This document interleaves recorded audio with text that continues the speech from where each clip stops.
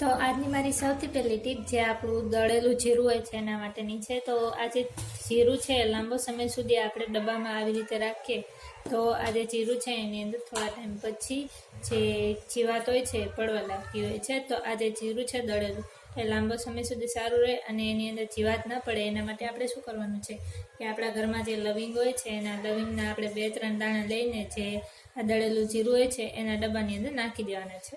તો આવું કરવાથી શું થશે કે આ જે દળેલું જીરું છે એ લાંબો સમય સુધી સારું રહેશે અને એની અંદર કોઈ પણ જાતના જીવડા કે કીડા પડશે નહીં।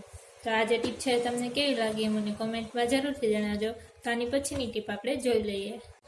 તો મારી નેક્સ્ટ ટીપ જે હળદર હોય છે એના માટેની છે। તો આ જે હળદર છે એ પણ લાંબો સમય સુધી આમનામ પડી રહે તો એની અંદર પણ જીવાત થતી હોય છે। તો આ જે હળદર છે લાંબો સમય સુધી સારું રહે અને એની અંદર જીવાત ના પડે એના માટે આપણે શું કરવાનું છે કે આપણે જ્યારે પણ ગરમ મસાલો લાવીએ ત્યારે એની અંદર જે આવા પાન હોય છે એવા પાન આપણે લઈ લેવાના છે અને એ પાનને આપણે જે હળદરનો ડબ્બો હોય છે એની અંદર મૂકીને રાખવાના છે। તો આવું કરવાથી શું થશે કે તમારું જે હળદર હોય છે લાંબુ સમય સુધી સારું રહેશે અને એની અંદર કોઈ પણ જાતના જીવાત નહીં પડે। તો આ જે ટીપ છે એ કેવી લાગી મને કોમેન્ટમાં જરૂરથી જણાવજો અને તમે ક્યાં છે ત્યાં વિડીયો જોઈ રહ્યા છો એ પણ મને કોમેન્ટમાં જરૂરથી જણાવજો। તો નેક્સ્ટ ટીપ આપણે જોઈ લઈએ। તો મારી નેક્સ્ટ ટીપ જે આપણું આવું મિક્સર જાર હોય છે એના માટેની છે। તો તમે અહીંયા જોઈ શકો છો કે જે આ મિક્સર જાર છે એની અંદર એકદમ કાટ લાગી ગયો છે અને અંદરથી એકદમ મેલું થઈ ગયું છે અને બહારની સાઈડથી પણ જે આ મિક્સર જાર છે એકદમ શાઇન વગરનું થઈ ગયું છે। તો આ જે મિક્સર જાર છે એને ફરીથી નવા જેવું કરવું હોય આપણે તો એના માટે આપણે શું કરવાનું છે કે આપણે સૌથી પહેલાં તો જે કોલગેટ હોય છે કોલગેટ લઈ લેવાની છે અને એને જે મિક્સર જાર હોય છે એની ઉપર આપણે લગાવી દેવાની છે આવી રીતે આપણે અંદર અને બહારની સાઈડ બંને સાઈડ આપણે જે કોલગેટ હોય છે એને લગાવી દેવાની છે અને પછી આપણે આની અંદર કોઈ પણ શેમ્પૂ લેવાનું છે અને શેમ્પૂને પણ આપણે આની અંદર લગાવી દેવાનું છે અને બહારની સાઈડ પણ લગાવી દેવાનું છે આવી રીતે।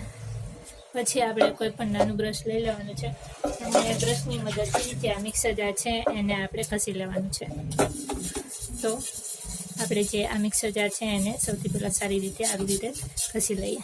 તો આ જે કોલગેટ છે અને જે શેમ્પૂ છે એની મદદથી શું થશે કે આની અંદર જો કોઈ પણ કાટના નિશાન લાગ્યા હોય અથવા તો આપણું જે મિક્સર જાર છે એકદમ શાઇન વગરનું થઈ ગયું હોય તો આવી રીતે કોલગેટ અને શેમ્પૂ નાખીને એને ઘસવાથી જે મિક્સર જાર છે એ ફરીથી શાઇનવાળું થઈ જશે અને તમારું જે મિક્સર જાર છે એકદમ નવા જેવું થઈ જશે।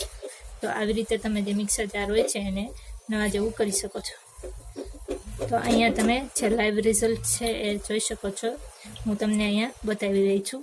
તો આવી રીતે આપણે જે મિક્સર હોય છે એને સારી રીતે ઘસી લેવાનું છે અને પછી આપણે એને પાણીની મદદથી ધોઈ લેવાનું છે। તો અહીંયા તમે જોઈ શકો છો કે આ જે મિક્સર જાર છે એકદમ શાઇનવાળું થઈ ગયું છે। તો જ્યારે પણ તમારું મિક્સર જાર હોય છે એ શાઇન વગરનું થઈ જાય અને એકદમ એની ઉપર કાચના જે નિશાન હોય છે લાગી જાય તો તમારે આ જે ટીપ છે એ એકવાર યુઝ જરૂરથી કરવી જોઈએ। તો આ જે ટીપ છે એ તમને કેવી લાગી એ મને કોમેન્ટમાં જરૂરથી જણાવજો। તો આની પછીની ટીપ આપણે જોઈ લઈએ।